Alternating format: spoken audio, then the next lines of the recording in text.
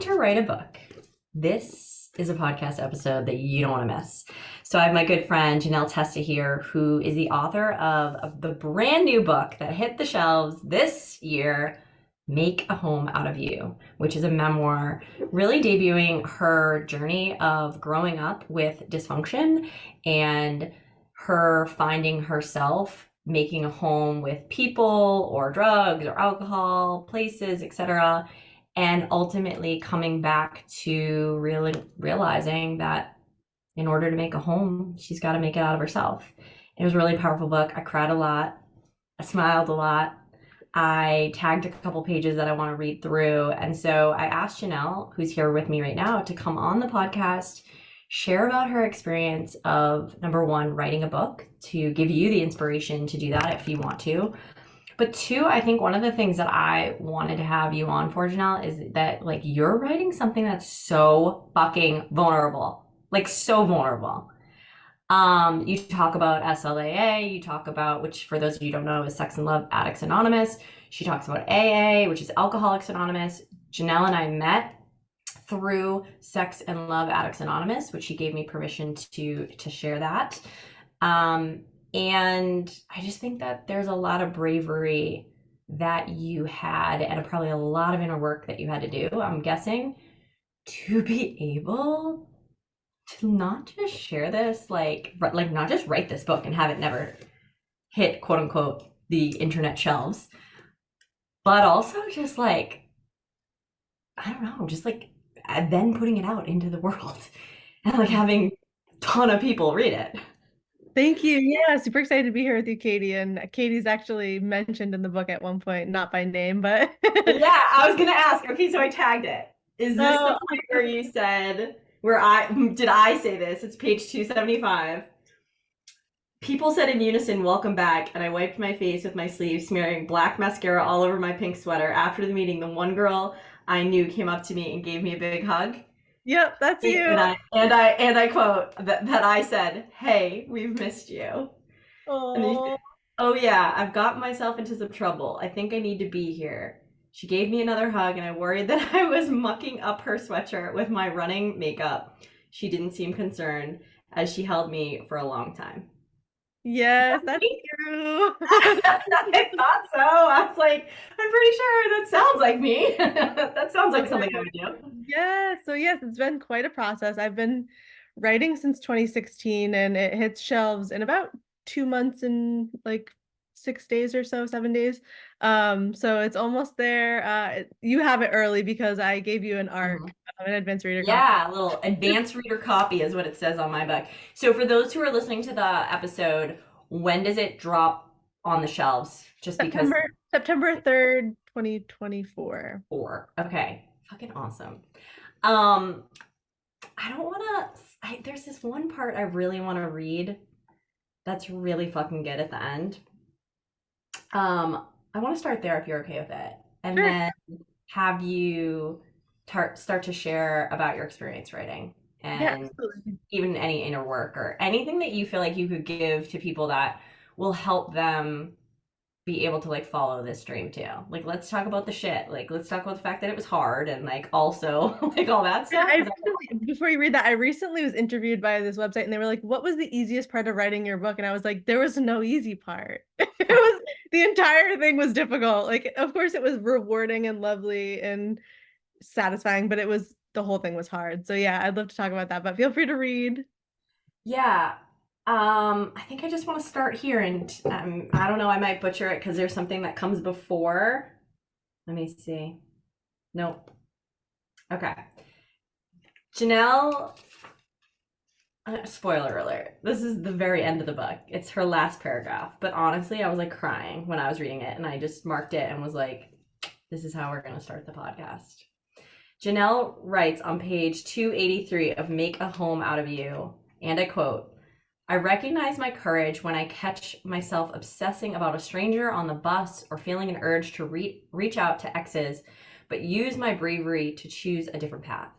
And I revel in how much I've learned. Instead of trying to make a home in someone else, oof, you already got me. I can choose to build my own home from materials that will last. The floor will be constructed with my self-respect, self-acceptance, and self-love.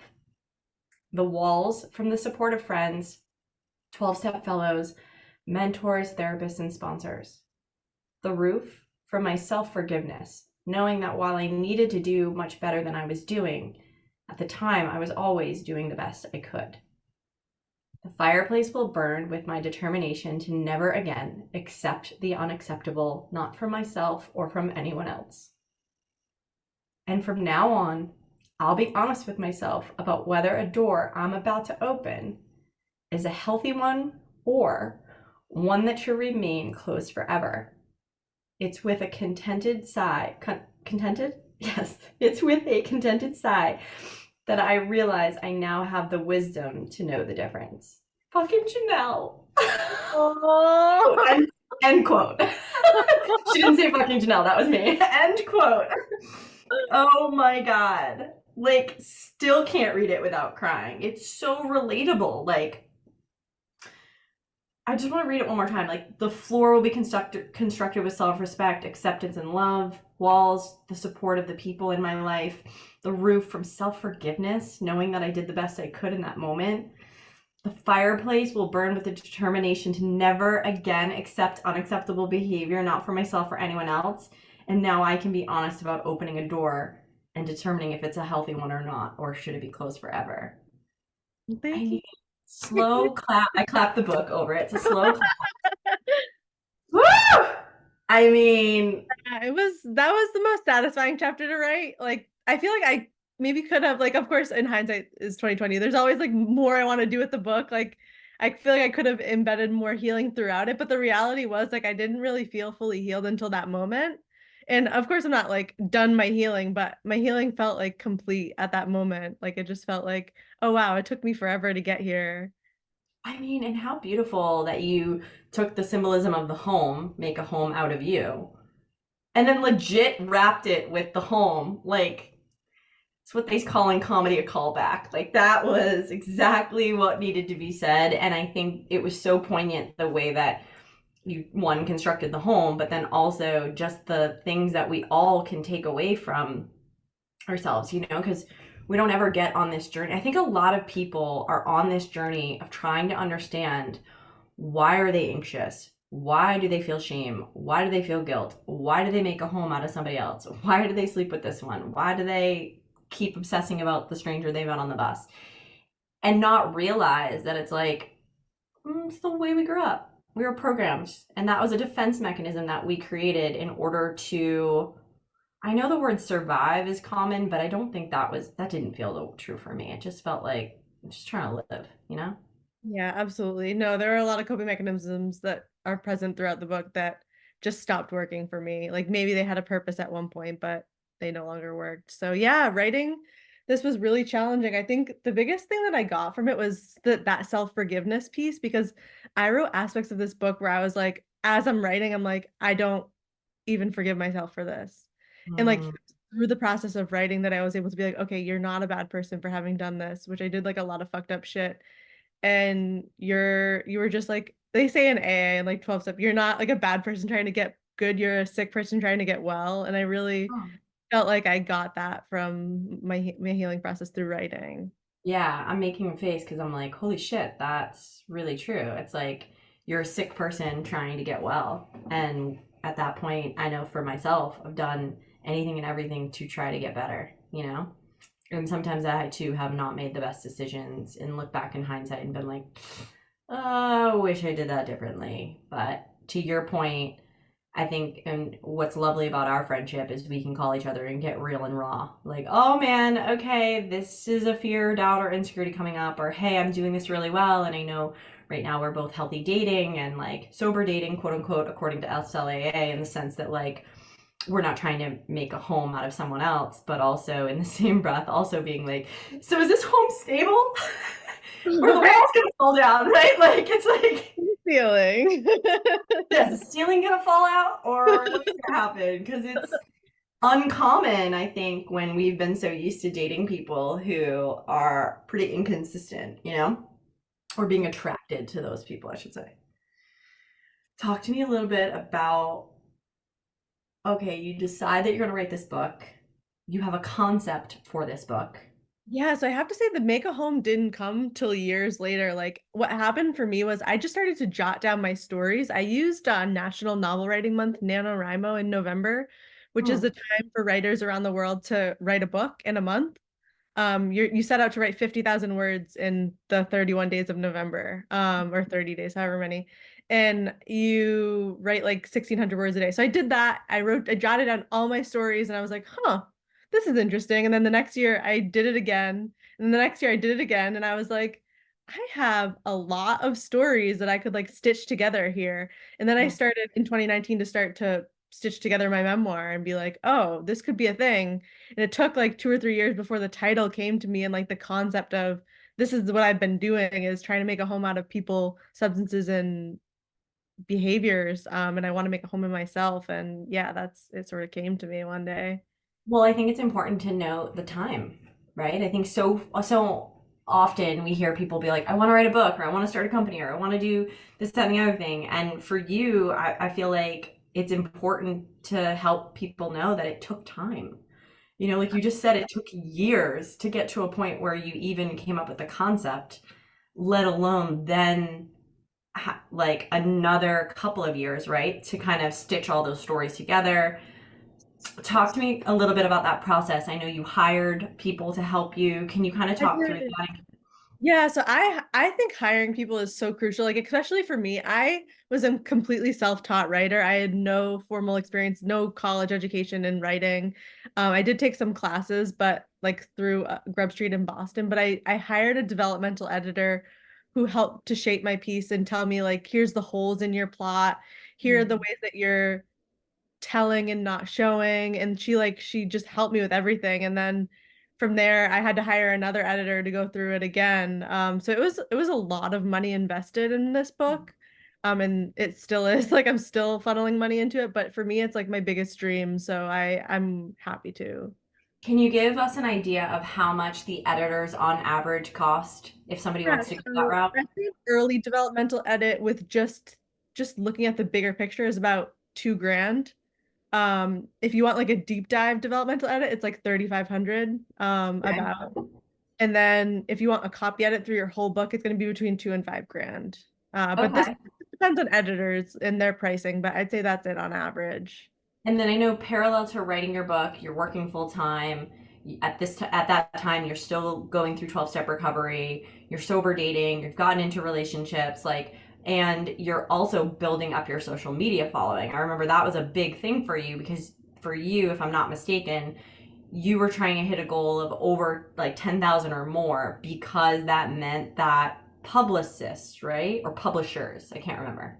Yeah, publishers definitely care about following, but I ended up going the hybrid publishing route. So I went like there's 3 publishing routes. There's self-publishing, hybrid publishing, and traditional publishing. Hmm. So hybrid publishing, you pay more upfront, but you get more royalties back, and you have more freedom and say over the cover, the Oh, editing, the your process, your marketing. So I went that route. So they didn't care as much as early agents did care, but they want you to be like 50,000 plus followers. Like they want you to be someone. They don't really care if you have like 10, 20,000 followers. They want you to like be a public figure.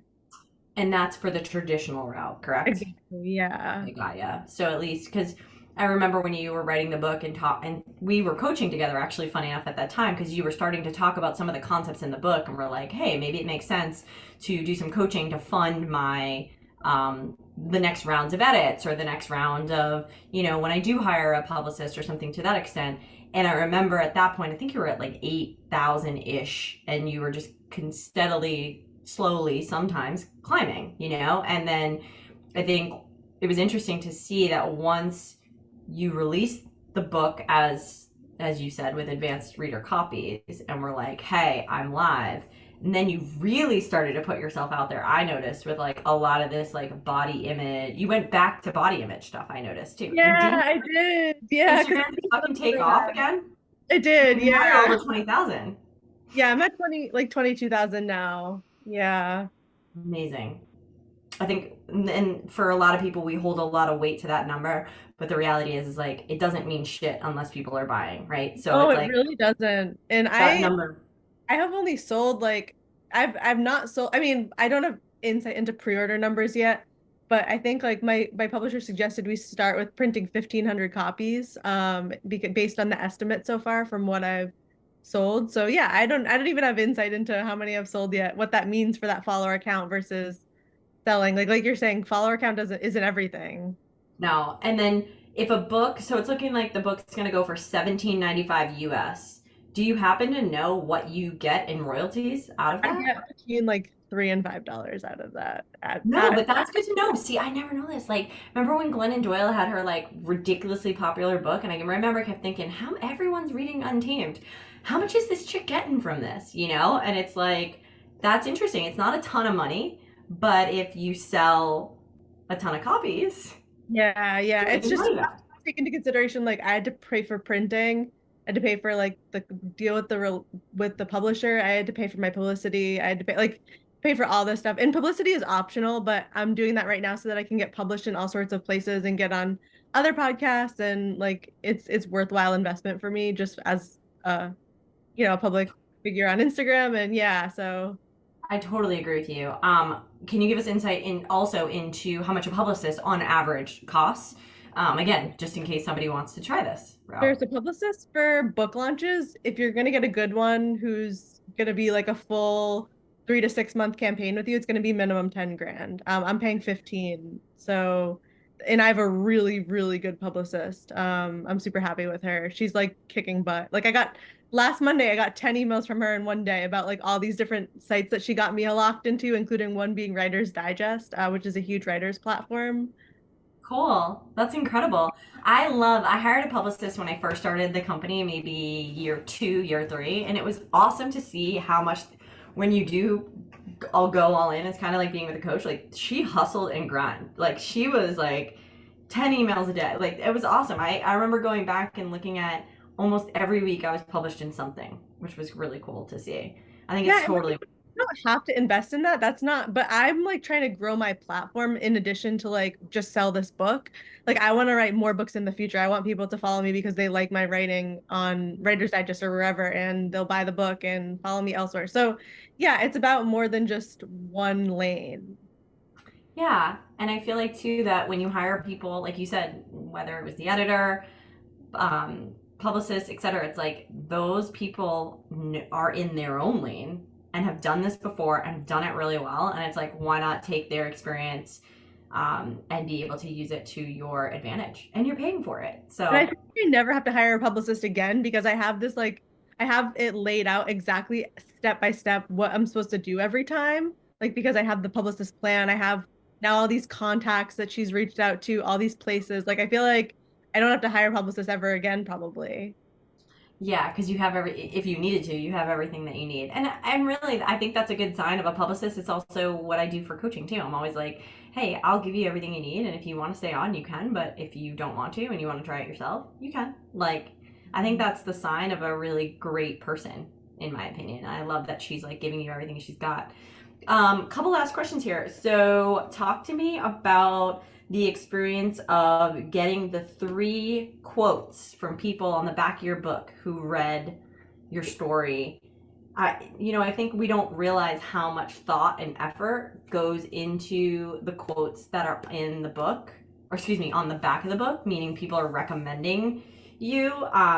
You have the author of Insatiable, which I read, a memoir of love addiction. Thought it was excellent. You had the author and podcast host of Girl Boner, and an author of The Sound of Wings. So, talk to us a little bit about why you chose them, or what like a little bit about that process. Yeah, so it was different for each of them, but I had read Sherry Horror's Insatiable and I was like, wow, I this is just like my book. Like she's talking about sex and love addiction publicly. And so Hmm. I reached out. She's this She Writes Press author. She's the reason why I discovered She Writes Press. Oh, So I reached out to her through my press, and was able to connect with her. And she was happy to read my book. I sent her a copy. I like printed it at Staples and sent it to her because it was pre-ARC time. And Yeah. then the Girl Boner podcast and author, I had been following her for a decade. Mm. And I had like fangirled over her for so long and was like, you know what, I'm gonna shoot my shot and just ask her if she'll read it. And she was happy to, and she did. She's having me on the podcast in like a couple of weeks, too. Sick. Oh Yeah, my God, way to go for full circle. I know. And then the Suzanne actually reached out to me. We had connected about both being She Writes Press authors, and she was like, "I'd love to read your book." She was a U.S. Today bestselling author. So I was like, you know Wow. what, absolutely. And so she is the third one who did it. Yeah, but it's been an awesome process of people are super willing to give recommendations within my She Writes Press network and even beyond. That's awesome. So she writes, talk to us a little bit about what that is, what made you decide to go with them, all that Yeah, good so definitely Sherry's book. I was like, wow, if she can write a book about sex and love addiction and publish that thing, like maybe Sherry's Best would publish me too, because I was like thinking on that line, like what kind of books are like mine and where did they get published and stuff. sort of my first line of thinking. And then the more I looked into it, the more reputable it seemed for a hybrid publisher. And like, it's so hard. It's not impossible. You can definitely do it. You can definitely get traditionally published. But for me, I just wanted my book out in the world and I just wanted someone who was willing to work with me where I was at. And my book wasn't ready by the time I sent it to them, but they were willing to work with me to get it into a publishable space, which I Awesome. felt really grateful for. And I just find that a lot of publishers, like you don't really know your people who are published with your publisher, but She Writes Press has a Facebook group that's just our She Writes Press authors. And we're all like a community. We go to each other's events. Like I've gone to a Oh, bunch of events in Boston for other She Writes Press authors, and they'll come to mine. And so it's like a so nice little cool. sisterhood. I love this. I did not even know that that existed. Yeah. And it just must feel so supportive. Like I love that Suzanne reached out to you and was like, "Hey, I'd love to read your book." Like, I mean, Yeah. it just goes such a long way. Um, Final thoughts, like anything that you feel like you want to share with someone who's listening to this, has this desire on their heart to write a book. I think my biggest piece of advice is just like don't give up because the writing process, I'm writing right now an article about the power of writing community. Um, I feel like writing community got me through those moments where I was like, I'm never gonna finish this book. My writing is crap. Like I just had all these moments where I was just like self-doubting. And Hmm. community is what got me through. So whether that was writing groups that I meet in person, writing groups that I met online, Facebook groups, Grub Street classes, a writing organization in Boston. I feel like community got me through those moments where I really wanted to give up. So I Hmm. just say don't give up and find a community that will support you. Find a coach, find a friend, find a beta reader, find someone who will support your writing. Love this, Jill. I'm so proud of you.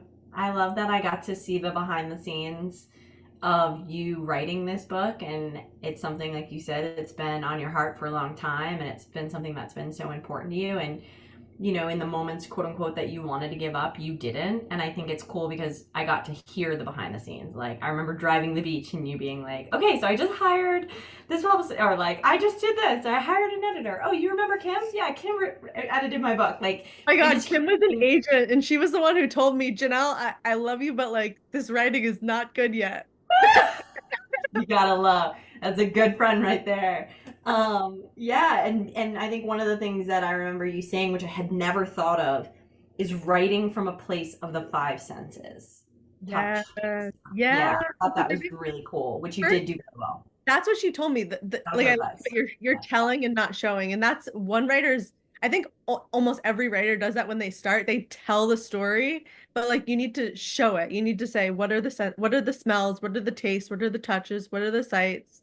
Well, and I think one thing that you did really well is I knew that advice that Kim had given you, the agent, and then as I'm reading it, I'm like literally in your basement with you. Like I literally could visualize myself being like, oh, I wonder was her basement like this color? And like I think that's what was really cool about it. Is there was a few times I had to put the book down. I think I texted you and I was like, man, oh man, I'm like I've done this shit. Like this is I feel like I'm with you here because I have done this, and like I just think that it takes a special author and person to be able to write in a way that the person reading it feels like they're in it. So congratulations on that. Appreciate that. Yeah, and the last thing I'll just say is like take care of yourself, especially if you're writing memoir and you have a trauma history. Like it get dark real fast. So just like take really good care of yourself. It can get dark real fast. So true. And you did. I mean, you remember you doing like somatic exercises and working with the sex therapist and like all these things that were really super supportive to you. And it was always really encouraging when I was hearing you do something to be like, oh yeah, that's right. I should make an appointment with her again. Yeah. Okay. So tell everybody where they can get copies of your book and get another copy to share with their friends. Cool. So you can find me on Instagram. It's GINELLETESTA, Ginelle Testa. Books available on Amazon, Barnes and Noble, Bookshop, potentially Target. I haven't checked yet. We're supposed to be available on Target, but yeah, it's available where books are sold. Yeah. All right, everybody, check out Ginelle Testa's book, Make a Home Out of You. It's her memoir, and I gotta tell you, it is worth the read. Ginelle, congratulations.